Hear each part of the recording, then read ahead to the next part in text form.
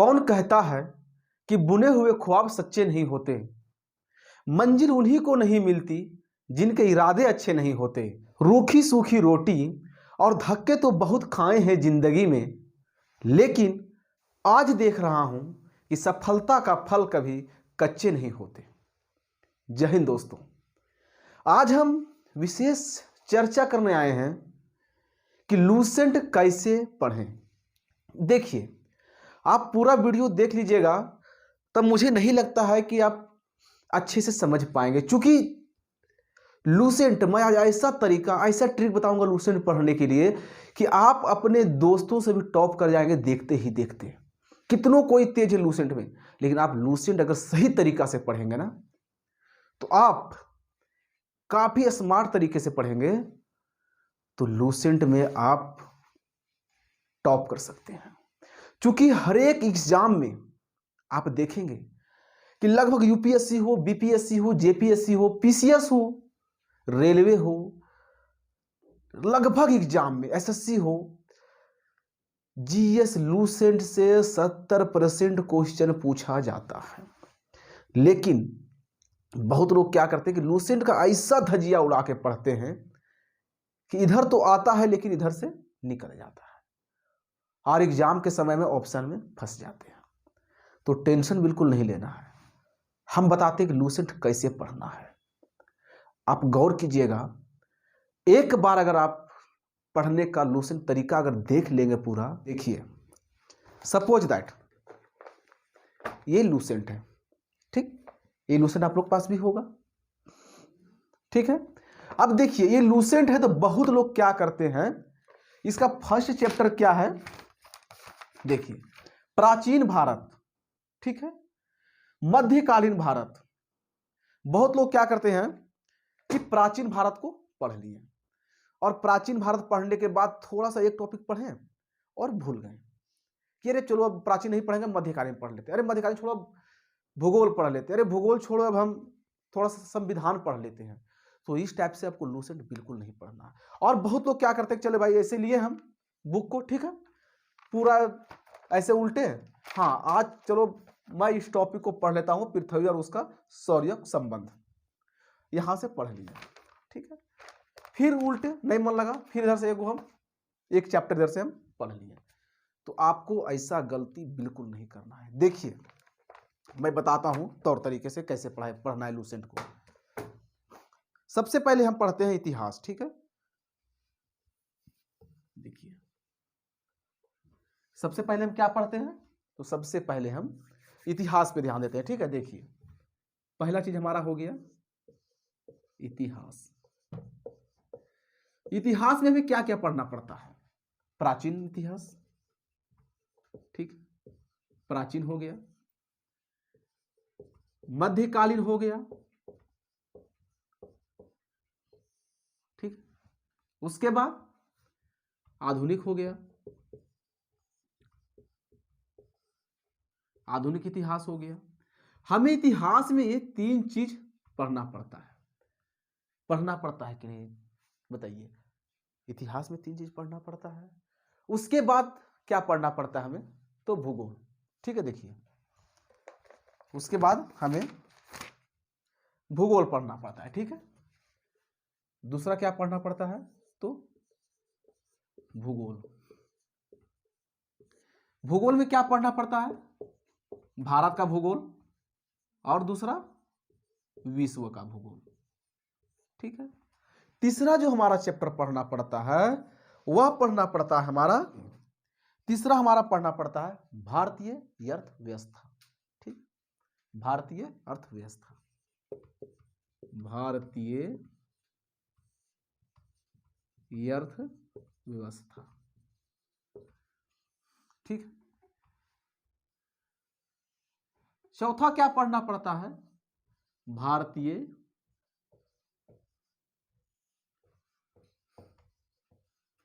संविधान।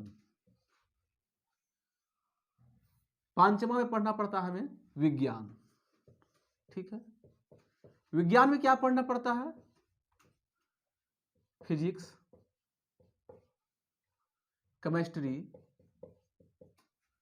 और बायोलॉजी, ठीक, ये 3 चीज पढ़ना पड़ता है हमें विज्ञान में। उसके बाद जो छठा चैप्टर हम लोग को पढ़ना पड़ता है विज्ञान एवं प्रौद्योगिकी, ठीक है। 7वां की बात करें तो हमें पढ़ना पड़ता है विविध। 8वां की तो खेलकूद,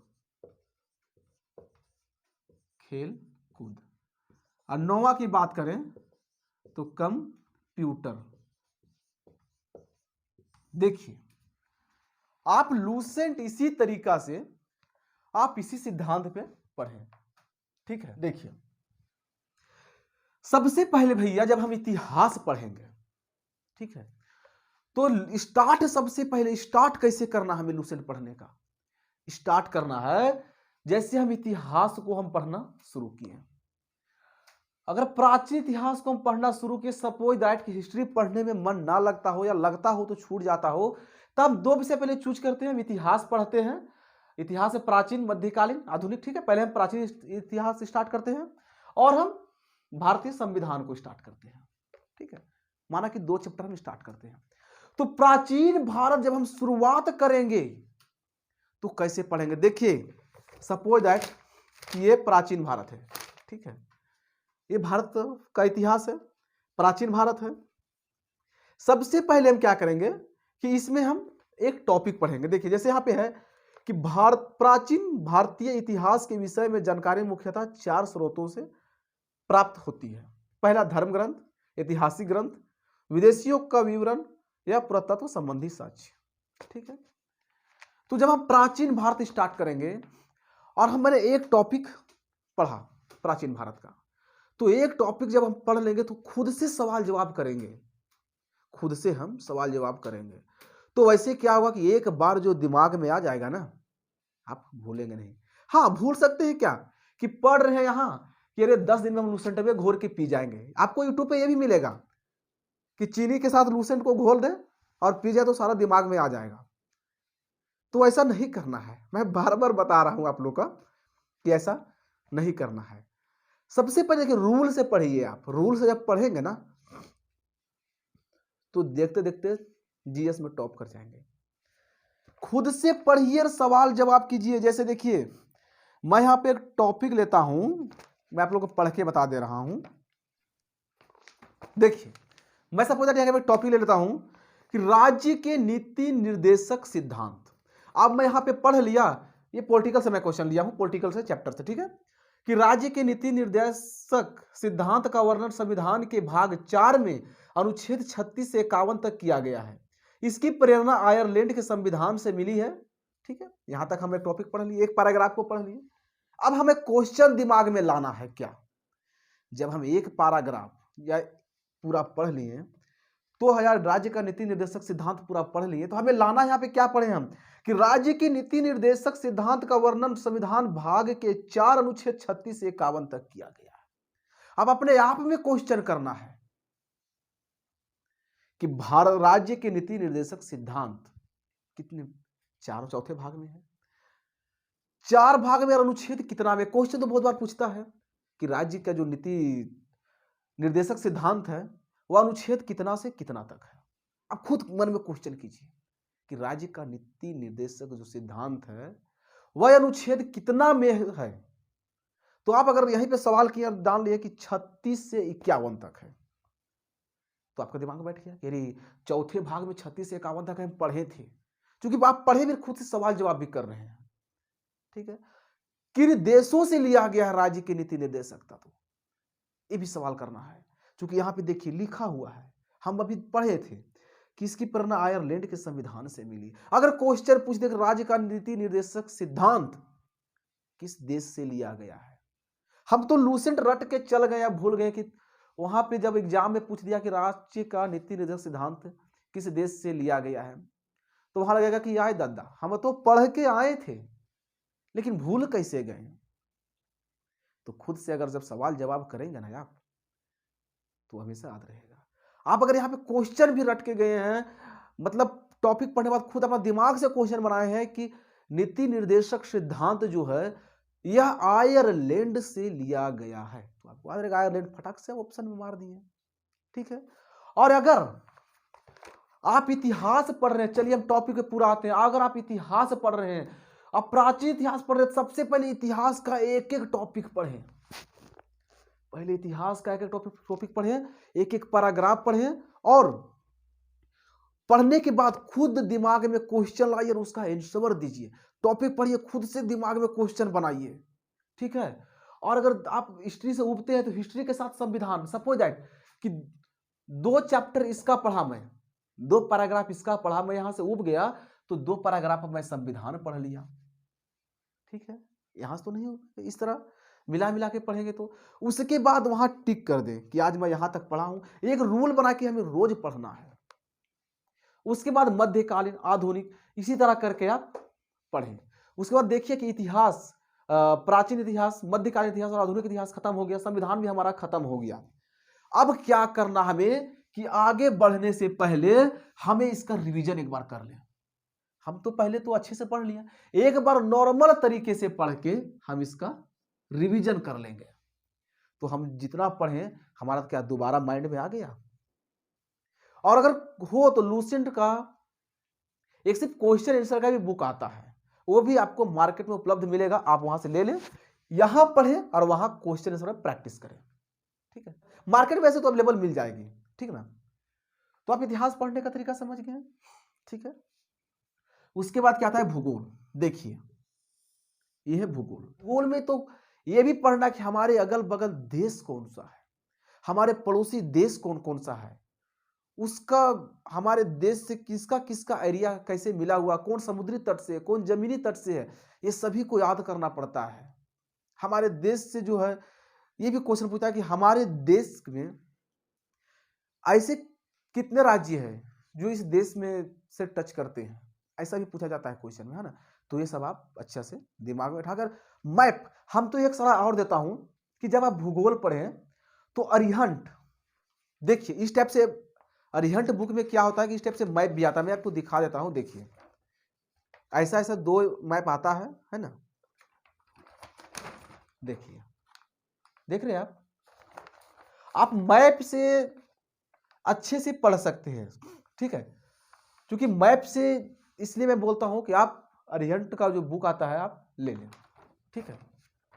एटलस आता है ना, एटलस का जो बुक होता है आप ले लें, क्योंकि एटलस से आप सुंदर पढ़ाई कर सकते हैं, एटलस से काफी सुंदर पढ़ाई कर सकते हैं मैप के विषय में। जैसे देखिए ये भारत का मैप है ना, देखिए आप यहां से आराम से पढ़ सकते हैं, या फिर हर स्टूडेंट का तो रूम में भारत का मैप होता ही है, भारत का विश्व का मैप होता ही है, आप वहां से भी अच्छे से ज्योग्राफी से पढ़ाई कर सकते हैं। और एटलस ले लें तो एटलस से और सुविधा और सुंदर है।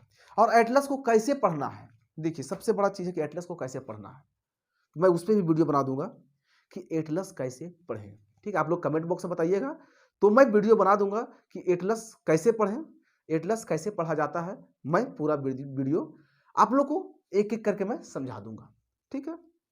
भूगोल हो गया, एक एक करके बारीकी से पढ़ना है। उसके बाद आता है भारतीय अर्थव्यवस्था, पूरी इकोनॉमी का, भारतीय अर्थव्यवस्था में पूरा हमें इकोनॉमी क्या है, अर्थव्यवस्था क्या, भारत का जीडीपी दर क्या है, ये सब पूरा हमें पढ़ना पड़ता है। और एक चीज और देखिए, ये अर्थव्यवस्था जो है ना, ये लूसेंट जब अपडेट होता है, क्योंकि हर साल जो लूसेंट है हर साल आता है और अपडेट होता ही रहता है ना। तो कुछ इसमें अपडेट हो चाहे अथवा ना हो, क्योंकि इतिहास तो ज्यादा अपडेट नहीं होती है ना, लेकिन क्या अर्थव्यवस्था हमेशा अपडेट होते रहता है भारत का। तो मैं सजेशन देगा कि लूसेंट जो है आप जब चेंज होता है तो साल में एक बार खरीद लिया करें, ठीक है। उसका बाद भारतीय संविधान में तो बता दिया। विज्ञान, देखिए विज्ञान में क्या पढ़ना पड़ता है, फिजिक्स, केमिस्ट्री, अब बायो। आप ध्यान दिए होंगे, आप इस बार रेलवे ग्रुप डी का जब एग्जाम लिखे होंगे तो आप गौर किए होंगे कि केमिस्ट्री से ज्यादा क्वेश्चन पूछा गया था। अगर आपको यकीन नहीं है तो आप मार्केट से क्वेश्चन बैंक लें, आप वहां से देख सकते हैं। आप एग्जाम दिए होंगे तो आप तो देखे ही होंगे कि केमिस्ट्री से ज्यादा पूछा जाता है, मतलब पूछा था, ठीक है। बायोलॉजी, फिजिक्स, ये सब भी लूसेंट में आराम से आप पढ़ सकते हैं एक एक करके। मैं तो पहले बोला कि पहले टॉपिक पढ़िए, एक टॉपिक पढ़िए, और एक टॉपिक पढ़ने के बाद खुद सवाल जवाब कीजिए अपना दिमाग से। हालांकि थोड़ा सा लेट से आप लूसेंट को पार करेंगे, लेट से थोड़ा सा देरी होगा लूसेंट को पढ़ने में, लेकिन विनर बनिएगा आप विनर बनिएगा लूसेंट का, अगर आप अच्छे से कर लिए तो। उसके बाद तो सिर्फ क्या है, फिर रिवीजन करने, सिर्फ रिवीजन करते जाइए और लूसेंट का महानायक बनिए सिर्फ, है ना। विज्ञान एवं प्रौद्योगिकी, उसके बाद विज्ञान एवं प्रौद्योगिकी पढ़ना है। फिर विविध, देखिए ये विविध जो है, विविध तो लगभग एग्जाम में तो 1 या 2 क्वेश्चन पूछ दिया जाता है, चाहे जिस चीज का भी एग्जाम लिखे आप। विविध में क्या रहता है पता है? जैसे विविध में है कि प्रथम महिला मुख्यमंत्री कौन बने, प्रथम महिला प्रधानमंत्री कौन बने, या प्रथम पुरुष प्रधानमंत्री कौन थे, ये सभी चीज देखने को विविध में मिलेगा।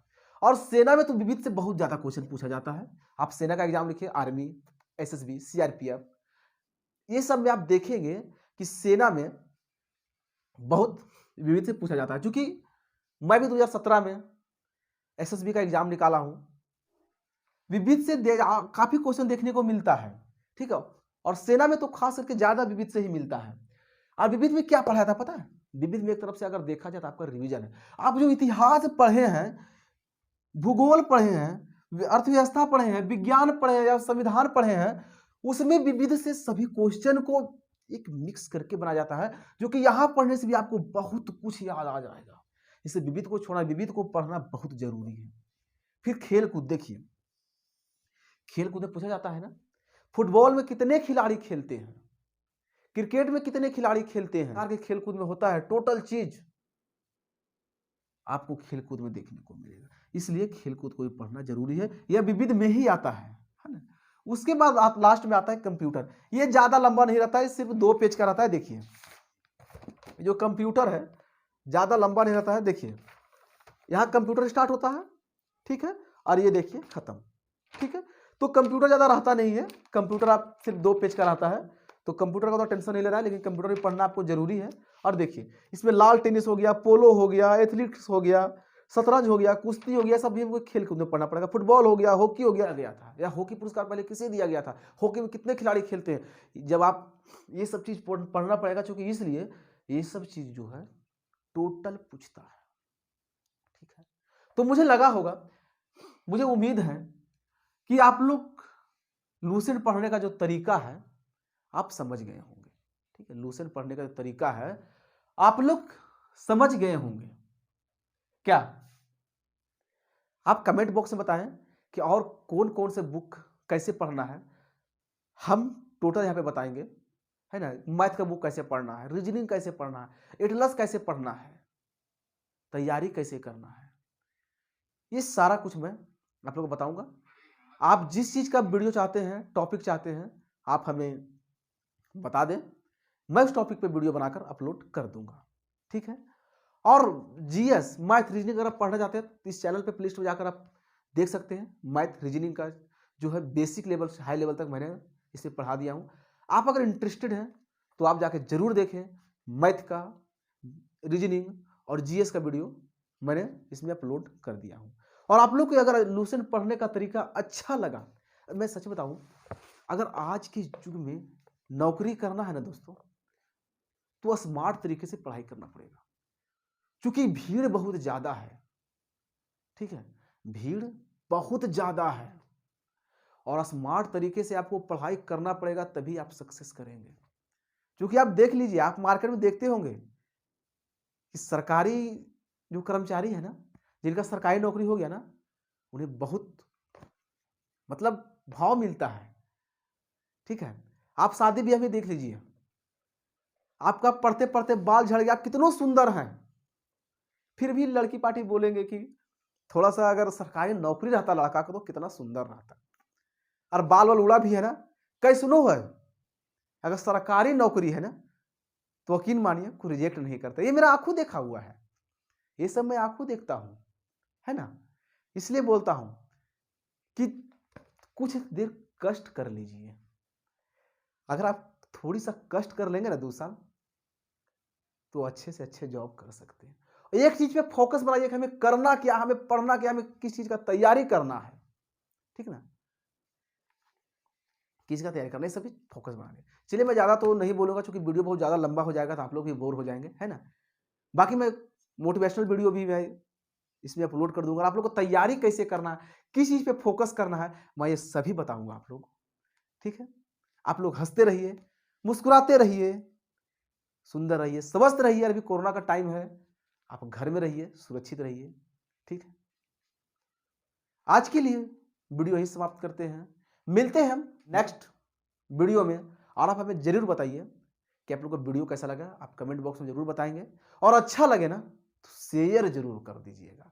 मैं नहीं बोलता हूँ कि लाइक कीजिए, सब्सक्राइब कीजिए, लेकिन शेयर जरूर कर देंगे अगर अच्छा लगा, ताकि आपको दोस्तों के और लोगों को प्रेरणा मिल सके कि कैसे पढ़ना है, ठीक है। चलिए मिलते हैं हम नेक्स्ट वीडियो में।